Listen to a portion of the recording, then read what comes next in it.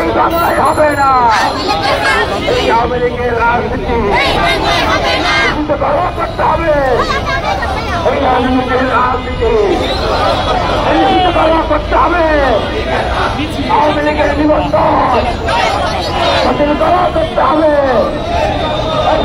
দালালেরা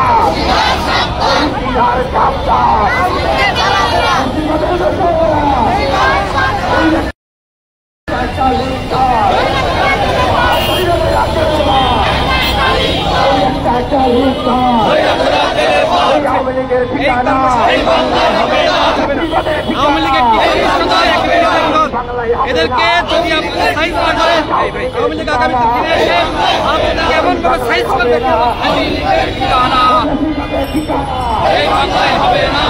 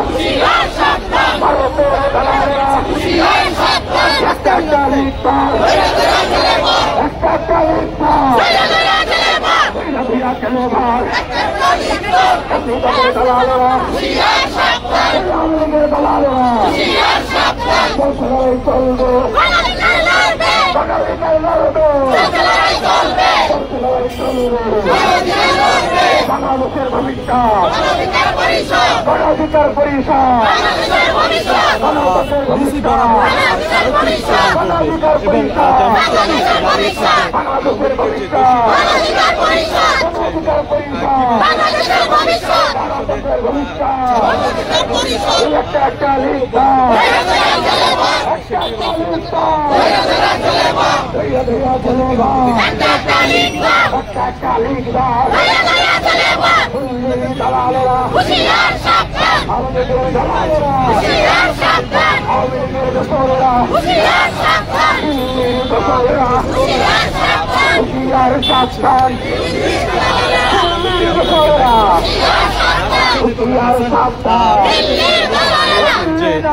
আজকে এখানে তাদের কর্মসূচি চলতে পারে না, থেমে থাকবে না।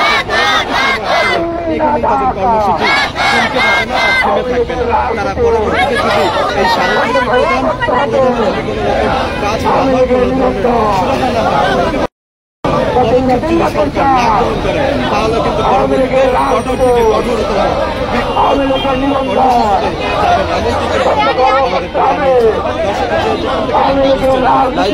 লাইভটি শেয়ার করে সকলকে সুযোগ করে দিবেন এবং আপনাদেরকে দেখানোর চেষ্টা করছি। আপনারা দেখছেন যে গণহত্যাকারীদের যারা গণহত্যাকারীদের গ্রেফতার ও বিচারের দাবিতে আজকের এই পরিষদের এবং বিক্ষোভ মিছিল নিয়ে স্মারকলিপি প্রদান করতে যাচ্ছেন, এমনটি কিন্তু আপনারা দেখছেন। আমরা দেখছি যে গণ অধিকার পরিষদের রাশেদ খান, ফারুক হাসান এবং ছাত্র অধিকার পরিষদের ইয়ামিন মোল্লাও কিন্তু সেখানে রয়েছেন, এমনটি কিন্তু আপনারা দেখছেন।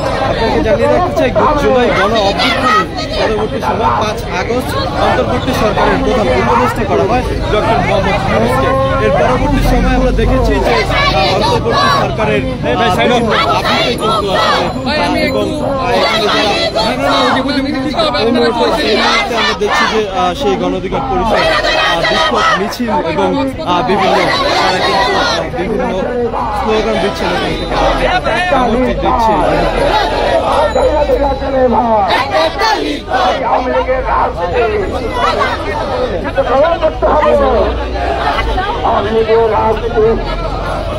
হাসিনাদের রাজনীতি, হিন্দুর রাজনীতি, মুসলমানের রাজনীতি,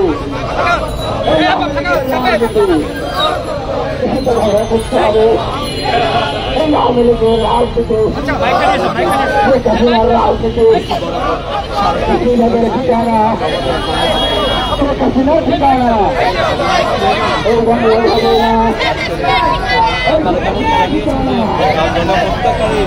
মাস্টার মাইন্ড শেখ হাসিনা এমনকি কিন্তু বলার চেষ্টা করেছিলেন। এই মুহূর্তে আমরা মাইকটা দেন, মাইকটা দেন।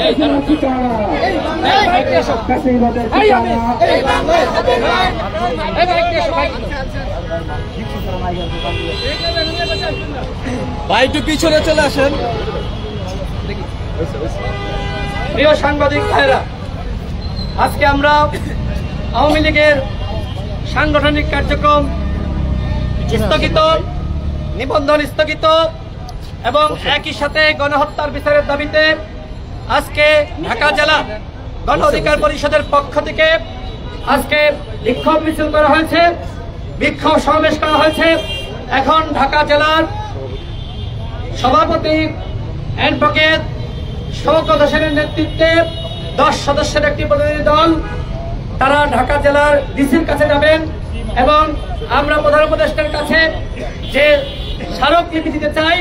আজকে 64 জেলায় আমাদের এই কর্মসূচি চলছে, একযোগে 64 জেলায় আওয়ামী লীগের সাংগঠনিক কার্যক্রম এবং একই সাথে নিবন্ধন স্থগিতের দাবিতে 64 জেলায় একযোগে প্রধান উপদেষ্টা বরাবর ডিসির মাধ্যমে স্মারকলিপি দেওয়া হচ্ছে এবং একই সাথে আমাদের দাবি স্পষ্ট, সেটি হলো গণহত্যার বিচার হতে হবে। আওয়ামী লীগ বাংলার জমিনে রাজনীতি করতে পারবে না, আওয়ামী লীগকে নিষিদ্ধ করতে হবে। যদি আওয়ামী লীগকে নিষিদ্ধ সরকার না করে তাহলে কারোর উপর দায় যাবে না, দায় যাবে এই সরকারের উপরে। এই সরকার নিজেদেরকে দাবি করতে বিপ্লবী সরকার, এই সরকারে ছাত্রদের প্রতিনিধি রয়েছে। সুতরাং তাদেরকে বলবো, আওয়ামী লীগকে নিষিদ্ধ না করে দল গঠনের নামে তোমরা উপদেষ্টার পদ থেকে পদত্যাগ করতে পারবে না।